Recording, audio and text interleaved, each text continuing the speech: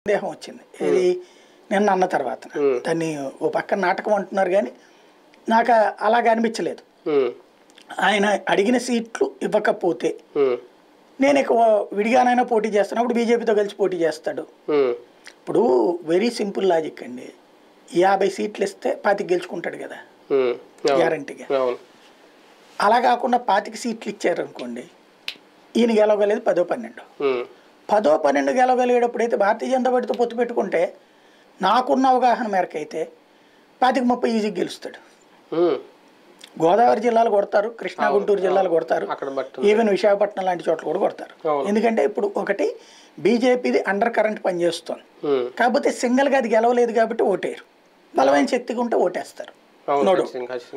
Telugu Desam party పొత్తు కూడా అందుకోసమే తాపత్రయపడుతుంది, కానీ వీళ్ళకి సరైన క్యాండిడేట్ లేరు కదా అంటుంది.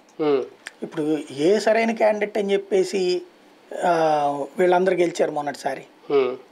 ఒక ఊపు వచ్చినప్పుడు ఒక టెంపర్ ఆటోమేటిక్గా నడుస్తుంది.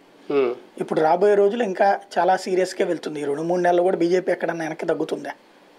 కాబట్టి ఇప్పుడు భారతీయ జనతా పార్టీ వైపుకి వీళ్ళు ఆపరేషన్ అని అనుకోవట్లేదు, కానీ ఇక్కడున్న సర్కమ్స్టాన్సెస్ని క్యాచ్ చేసుకోవాలని అనుకుంటుంది.